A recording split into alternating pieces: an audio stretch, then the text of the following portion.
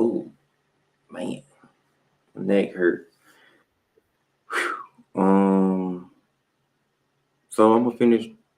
I'm gonna try to finish reading the life of Saint Issa, aka Jesus, aka whatever name you call him in whatever language or languages you would like to call him.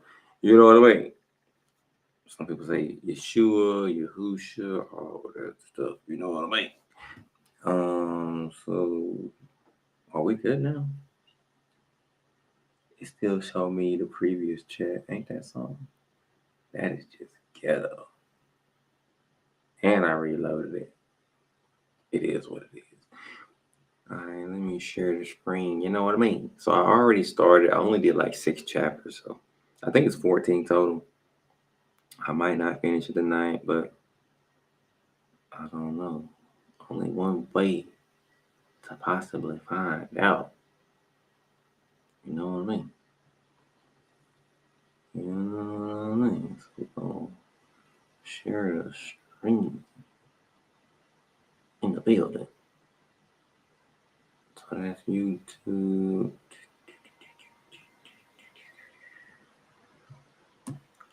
This must be it. Yeah, chapter 6 in the building.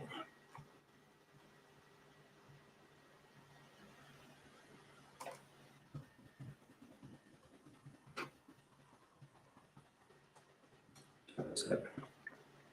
All right, here we go. Part 2. Did I say part 2? I don't even know. I did. Okay, cool. The words of Issa spread among the pagans through whose country he passed, and the inhabitants abandoned their idols. What's up? Seeing which the priest demanded of him, who thus glorified the name of the true God? Oh man, that he should, in the presence of the people, prove the changes he made against them and demonstrate the vanity of their idols. And Issa answered him, them, if your idols or the animals you worship really possess the supernatural powers you claim, let them strike me with a thunderbolt before you. It's classic. Why do not you perform a miracle? Replied the priest, and let your God confound ours, if he is greater than they. Oh, the priest was scared. But Issa said, the miracles of our God have been wrought from the first day when the universe was created. Ooh, kill him. And so I'm trying not to laugh at myself. And are performed every day and every moment. I might need something to drink in a minute. Every moment. Whoso sees them not is deprived of one of the most beautiful gifts of life. And it is not on and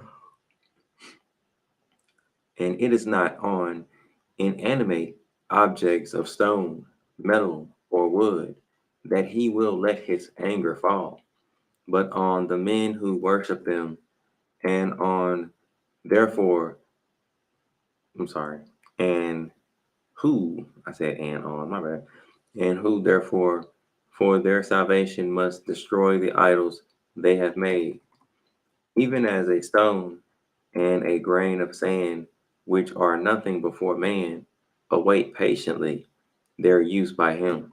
In like manner, man who is nothing before God must await in resignation his pleasure for a manifestation of his favor. But woe to you, you adversaries of men. Interesting way of putting that.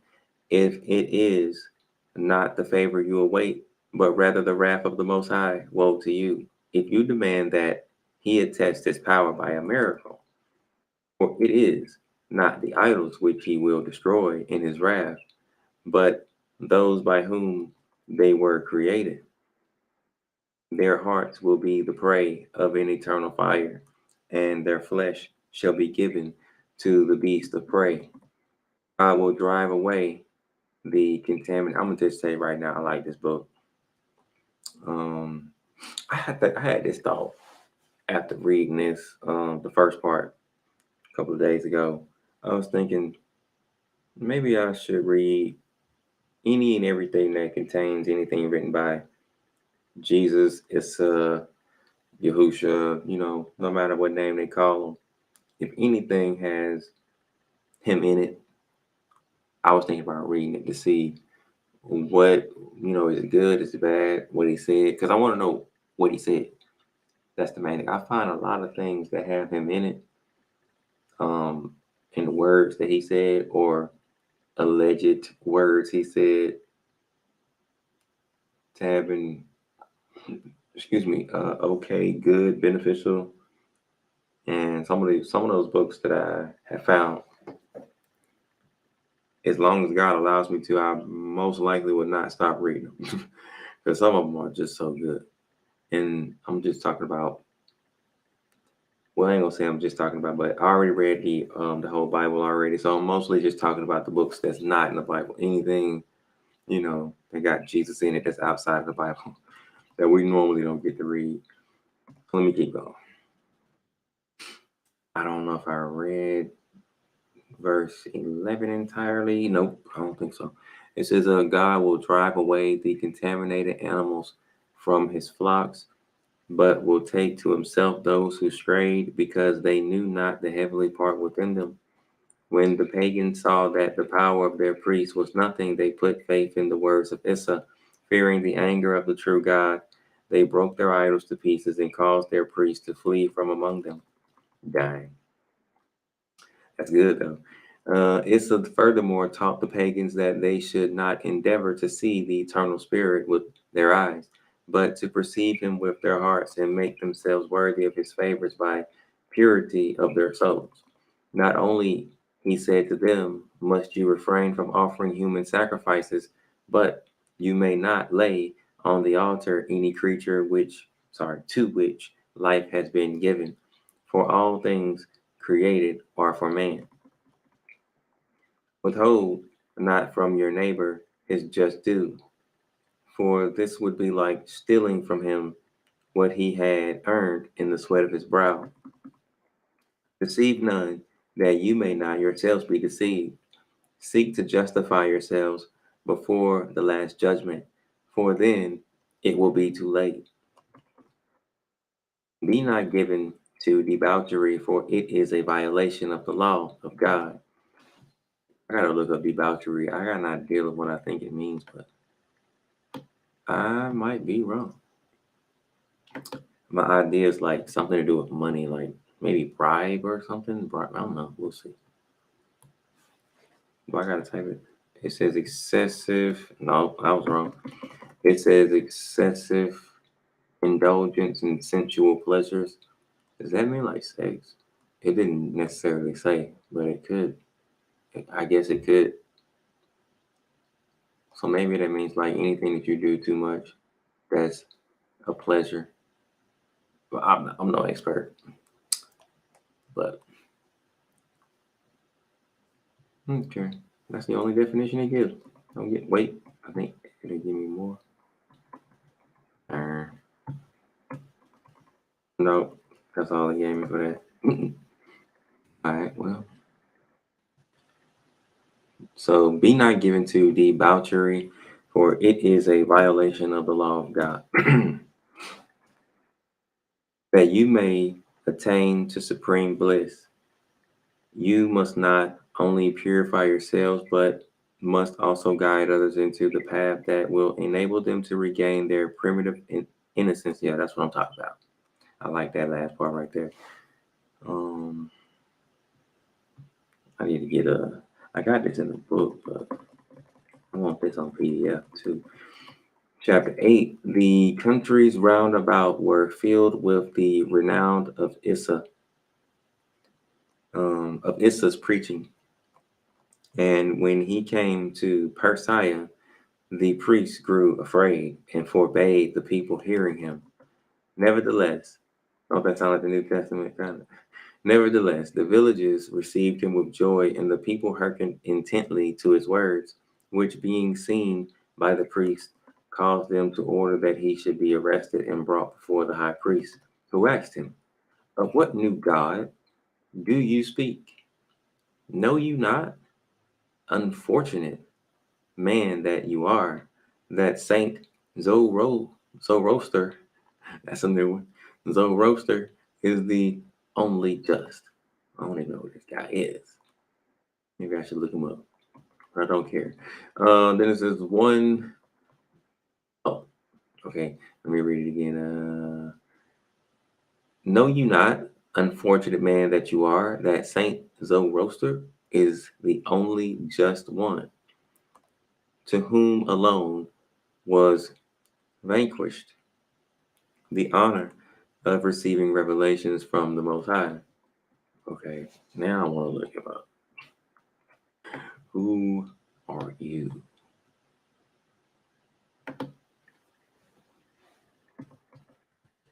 Between 500 and 1500 and 500 BC.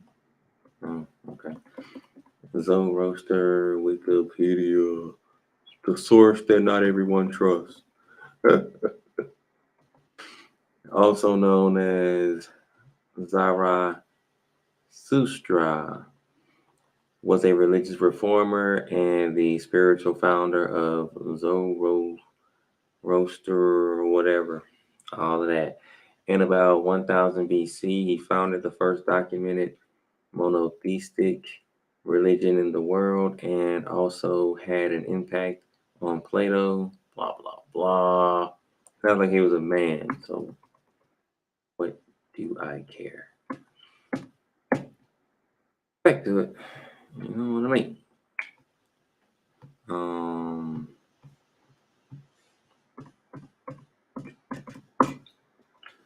whose command the angels complied his word and laws for the governance of his people, which were given to Zoroaster in paradise. That's funny. It sounds like they're trying to make this another Moses, but hey, we hear about this type of stuff in our time. Then it says, who then are you? Who dare utter blasphemies against our God and sow doubt in the hearts of believers? And Issa said to them, I preach no new God, but our celestial Father, who has existed before the beginning and will exist until after the end. Of him I have spoken to the people who, even as innocent children, are incapable of comprehending God by their own intelligence, or, or fathoming the sublime the sublimity of the divine spirit. But as a newborn child in the night recognizes the mother's breast, so your people held in the darkness of error by your pernicious doctrines and religious ceremonies have recognized instinctively their father, and the Father whose prophet I am, who killed them.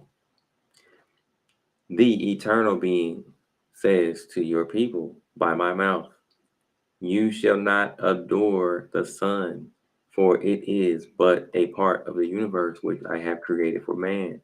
It rises to warm you during your work. It sets to accord to you the rest that I have ordained. To me, only you owe all that you possess. And sorry, I'm glad it says this. I wish the Kemetics and the Egyptians and people that worship the sun will hear that, will hear this too. But maybe they did. I don't know. Okay, 11, I believe. Yeah. To me, only you owe all that you possess, all that surrounds you, and that's what I'm talking about. And that is above and below you. But, said the priest, how could the people live according to your rules if they had no teachers? Whereon Issa answered, so long as they had no priests, they were governed by the natural law and conserved the simplicity of their souls. Their souls were in God. and to commune with the Father, they had not to recourse to the intermediation. If I said that right, no, I don't think I did. Intermediation of idols or animals or fire as taught by you. You pretend that man must adore the sun and the genii of good and evil. But I say to you that your doctrine is pernicious. The sun does not act spontaneously, but by the will of the invisible creator who has given to it being, who then has caused that this star lights the day, warms man at his work, and vivifies the seeds sown in the ground. The eternal spirit is the soul of everything animate, and you commit a great sin in dividing him into the spirit of evil and the spirit of good. For there is no God other than the God of good. And he, like to the father of a family, does only good to his children, to whom he forgives their transgressions if they repent of them. And the spirit of evil dwells on earth in the hearts of those who turn the children of God away from the right path. Man, I love this book. Wisdom. Therefore, I say to you, fear the day of judgment, for God will inflict a terrible chastisement on all those who have led his children astray and beguiled them with superstitions and errors, on those who have blinded them who saw, who have brought con who have brought contagion to the well, who have taught the worship of those things which God made to be subject to man, or to aid him in his works. Your doctrine is the fruit of your error in seeking to bring near to you the God of truth by creating for yourselves false gods. When the Magi heard these words, they feared to themselves. Um, I don't think I said that right. Let me say this again. When the Magi heard these words, they feared to themselves, do him harm. But at night, when the whole city slept, they brought him outside the walls and left him on the highway in the hope that he would not fail to become the prey of the wild beasts, well, of wild beasts. It kind of remind me of New Testament people who came for Jesus in the night. Uh-huh. But anyway, it says in 24, but protected by the Lord our God, Saint Issa continued on his way without an accident.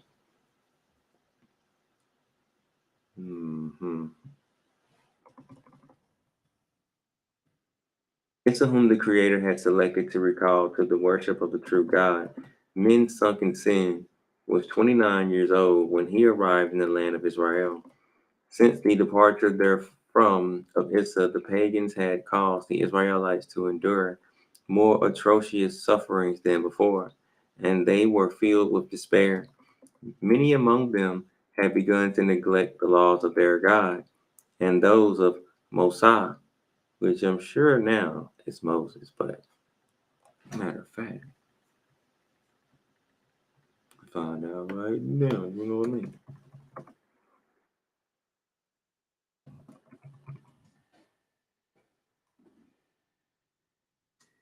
Musa,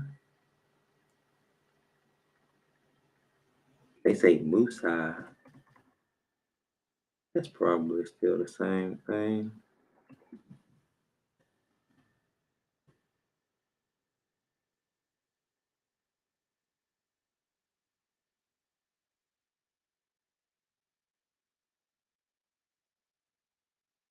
I don't see it by that spelling, but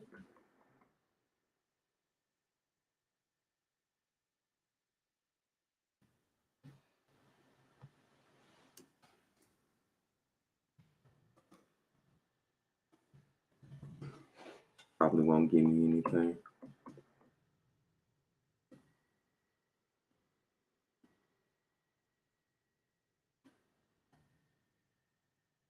I see Musa again.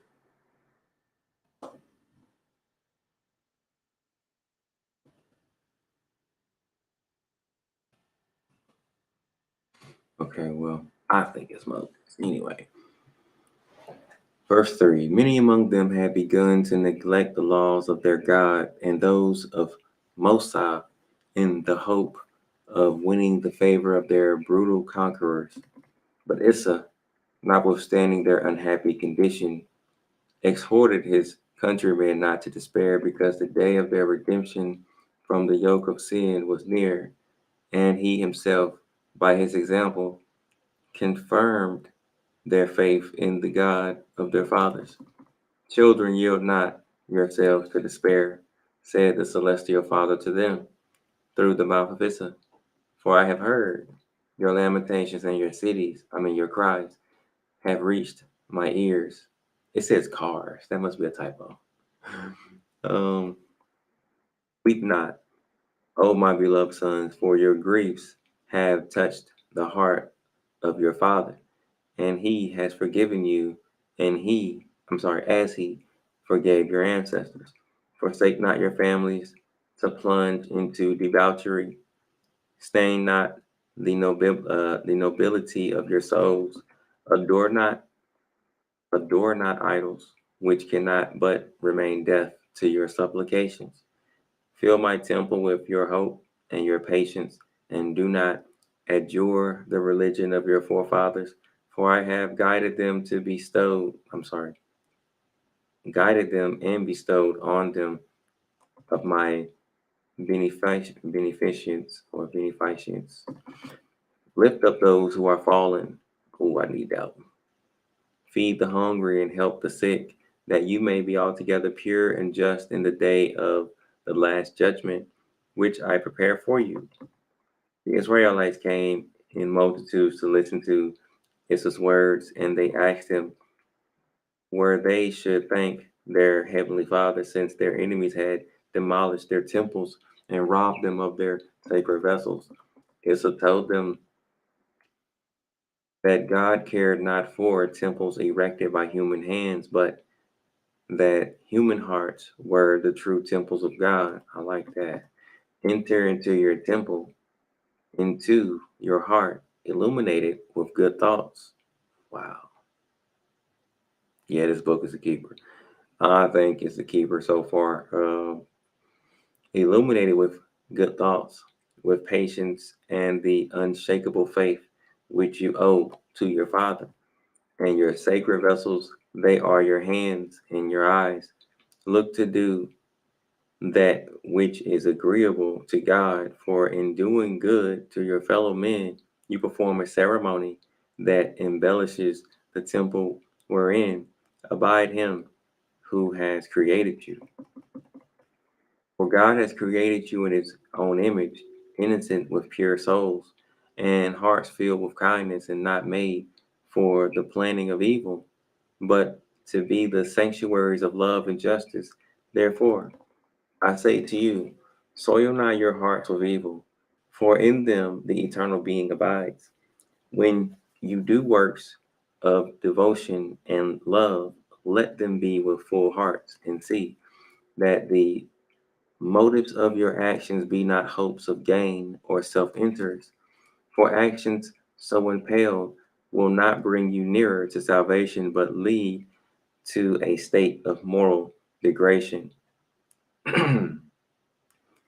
wherein theft, lying, and murder pass for generous deeds. Oh, I didn't mean to do that. Chapter 10. Okay, so chapter 9. Um, Chapter 9 sealed the deal for me so far. That's the keeper. I got to do one thing, and that is what am I going to do? Oh, lip balm. I need lip balm. I got to find it. Lip balm. Oh, sure.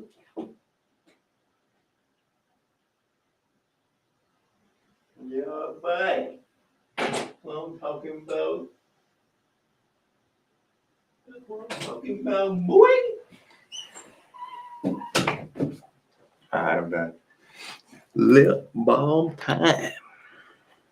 Lip balm time. Lip balm time. Lip balm. Lip balm. Lip balm time. I be tripping, y'all. I be tripping for real. Okay. So it says Issa went from one city to the other, to another, strengthening by the word of God to the courage of the Israelites who were bare to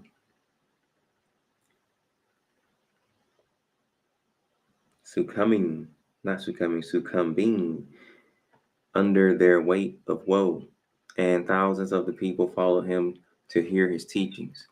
But the chiefs of the cities were afraid of him, and they informed the principal governor residing in Jerusalem that a man called Issa had arrived in the country, who by his sermons had arrayed the people against the authorities. That ain't how you say it. Authorities, authorities, man. Authorities. That's how they would say it, but um, against the authorities. I never spelled that word. And that multitudes listening a city. Hmm. And that multitudes listening assiduously to him neglected their labor, and they added, he said that in a short time they would be free of their invader rulers. Then Pilate, the governor of Jerusalem, gave orders that they should lay hold of the preacher Issa and bring him before the judges in order, however, not to excite the anger of the populace. Pilate directed that he should be judged by the priests and scribes, the Hebrew elders in the temple. Meanwhile, Issa, continuing his preachings, arrived at Jerusalem, and the people who already knew his fame, having learned of his coming, went out to meet him. They greeted him respectfully and opened to him the doors of their temple to hear from his mouth what he had said in other cities of Israel. And Issa said to them, the human race perishes, but of the lack of faith, because of the lack of faith. For the darkness and the tempest have caused the flock to go astray, and they have lost their shepherds. But the tempest do not rage forever, and the darkness will not hide the light eternally. Soon the sky will become serene. The celestial light will again overspread the earth, and the strayed flock will reunite all around, well, not all around, around their shepherd. Wander not in the darkness, seeking the way, lest you fall into the ditch. But gather together, sustain one another, put your faith in God, in your God, and wait for the first glimmer of light to reappear. He who sustains his neighbor sustains himself. That's what I'm talking about. I gotta get that. I'm gonna have to read this offline because it's a lot of stuff that I want. Yeah, I gotta get some stuff going. Note to self. Note to self. All right. He who sustains his neighbor sustains himself. Love it. That's one of the best ones I done read in here. Okay. I kind of want to stop right there. It's so good. He who sustains.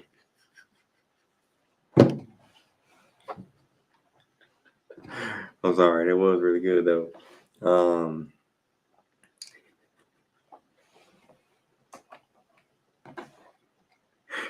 he who sustains his neighbor sustains himself. And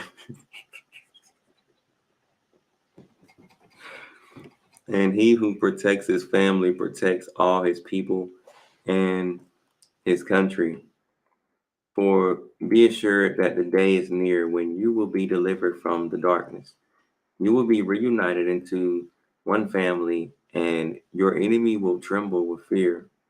He who is ignorant of the favor of the great God, the priests and the elders who heard him fell with admiration for his language.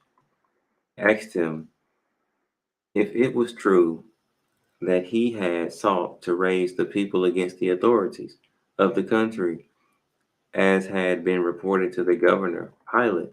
Can one raise against estrayed men to whom darkness has hidden their road and their door?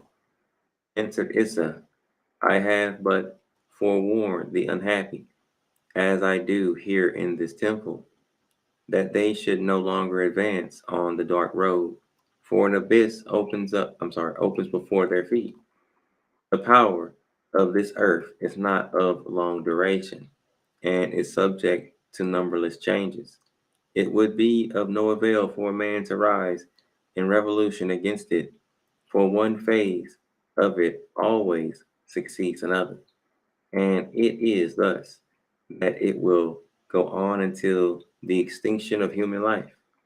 But do you not see that the powerful and the rich sow among the children of Israel a spirit of rebellion against the eternal power of heaven?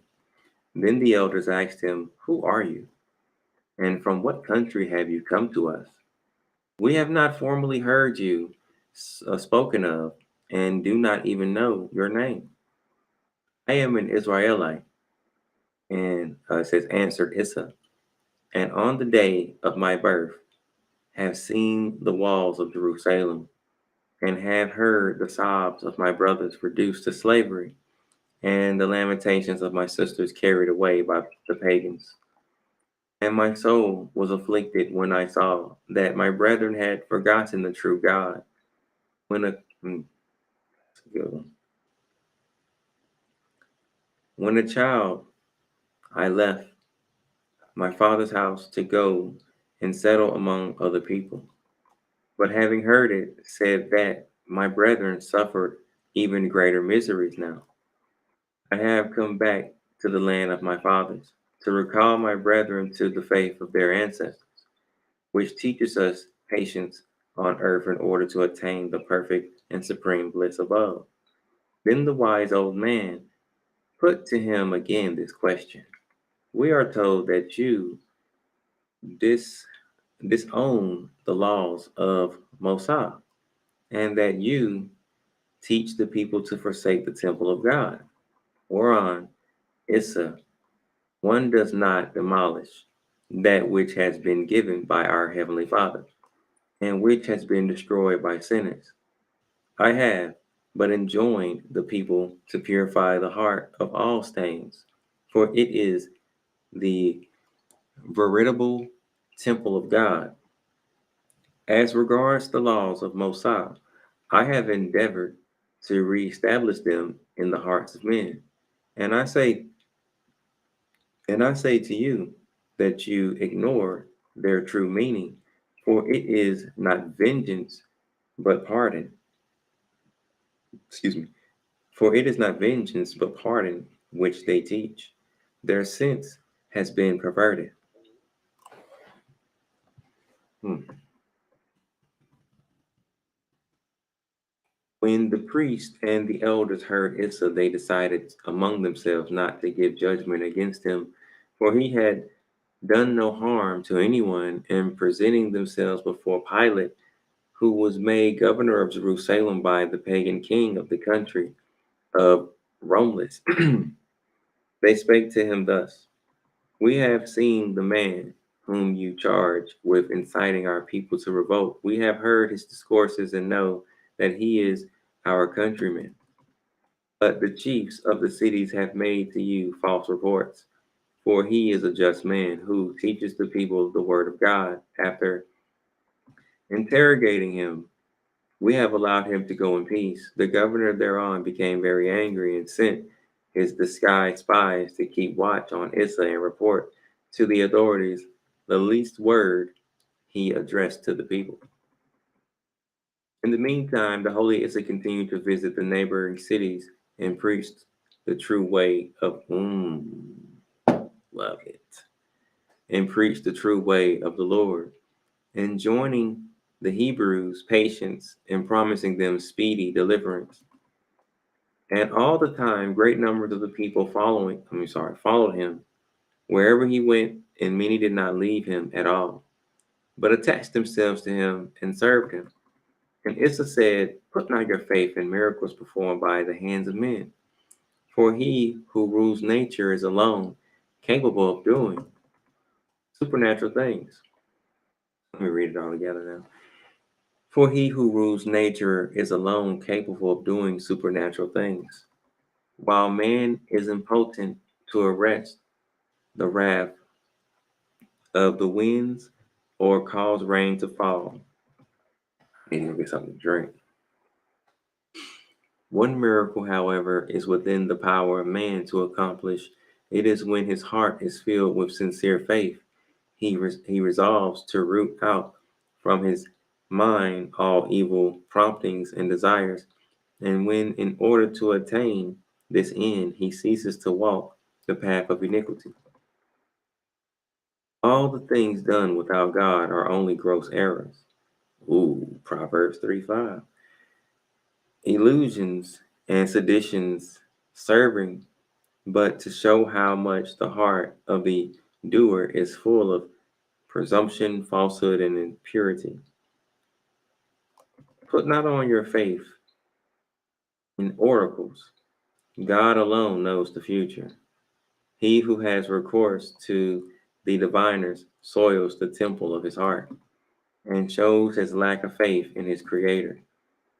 Belief in the diviners and their miracles destroys the innate simplicity of man and his childlike purity, and infernal power takes hold of him whoso errs, and forces him to commit various sins, and gives himself to the worship of idols.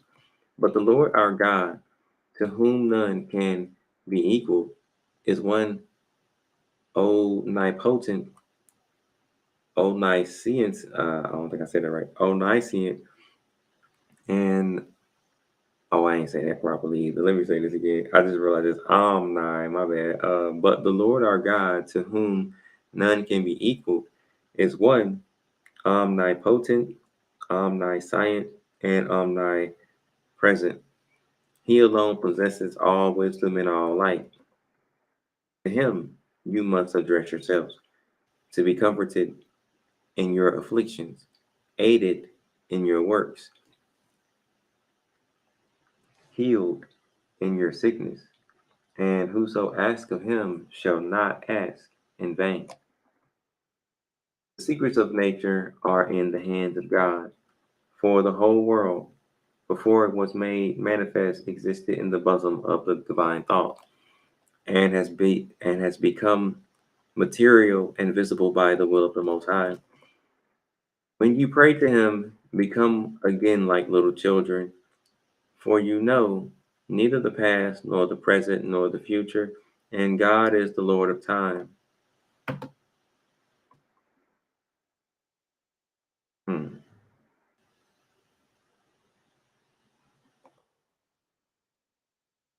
12 through 14. I think I'm gonna stop right here.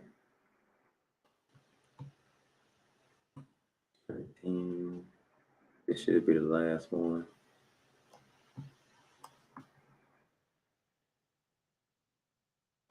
Yeah. So I only got 14, 13, and 12. I mean, actually, I'm on 12. So yeah, 12, 13, and 14. I want to finish it though. Because if I come back just to read that a little bit, I guess that'd be cool though. That won't be too bad. But yeah, I don't feel or think I should read anymore because of that last little bit. But I got a lot of good stuff in there, or some good stuff. It was a lot of good stuff actually. So yeah, some of this stuff is so good. I want to put on my wall so I can always see it and read it. Just that good. But yeah, so I'm glad that I decided to buy this book again, The Lost and Rejected. I think it's the Encyclopedia of Lost and Rejected Scriptures. Um, I got it for way cheaper. God gave me it. Well, God allowed me to have a good deal and not buy it full price. So I was gonna pull it up, but I don't even feel like it. But let me just make sure that's the name. The Encyclopedia of Lost and Rejected Scripture. Yeah, that right there, which is high. I mean, I don't know if it went up since the last time since I bought it the first time, but it's up there. I know that. They do have PDFs. I'm curious. So all I gotta do is type in PDF, huh? Sounds like PD. Speaking of that though, I also want to check something. I'm officially done. I'm gonna just do this real quick. Logos. I guess. While that's loading, see if we got a PDF. You know what I mean? You know what I mean? I see. I see one right here. This could be the real deal. Yeah, yeah. You know what I mean?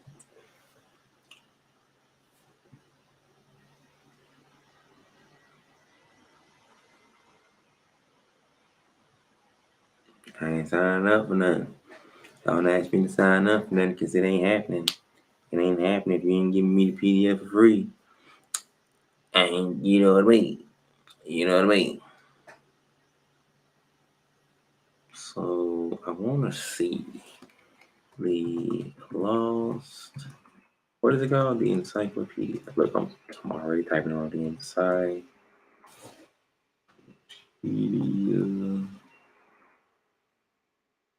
They probably don't have it.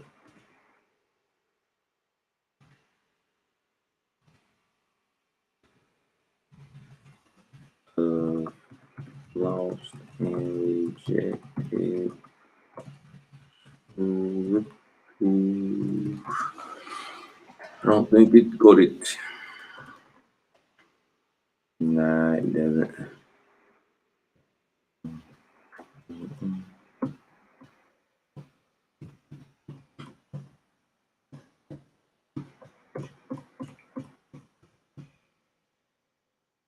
The Old Testament, but that thing is expansive. What is in there?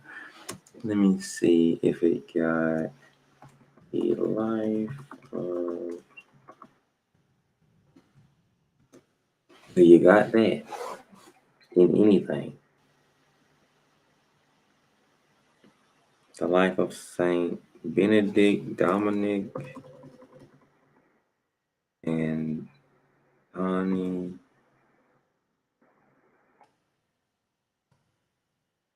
So it probably doesn't have it.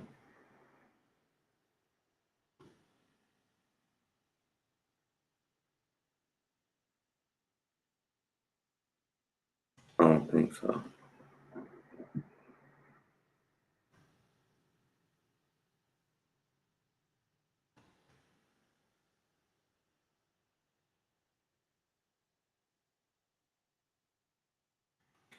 Yeah, I just wanted to check though, because if I could have got this on logos, that would have been cool.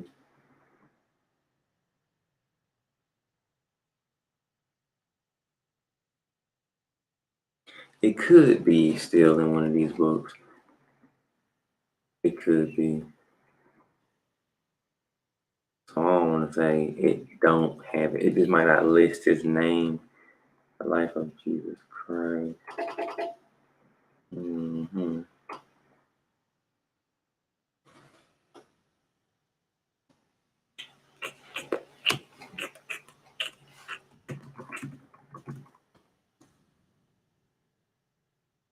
Old Testament Apocrypha. Say word.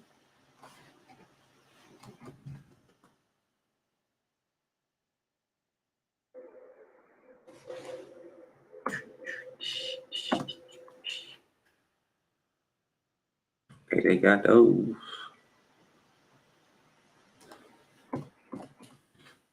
Mm, what? That is crazy.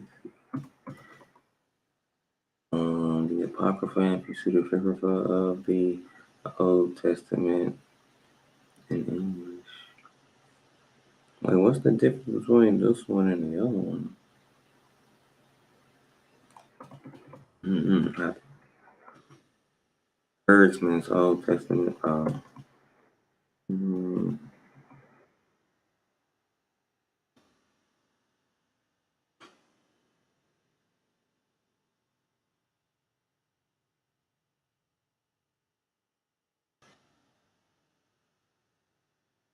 I put it on my. I can. Yeah.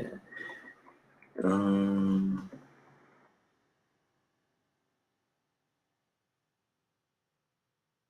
Oh, that's already on my watch list. I mean, wish list. I didn't even know. That's funny.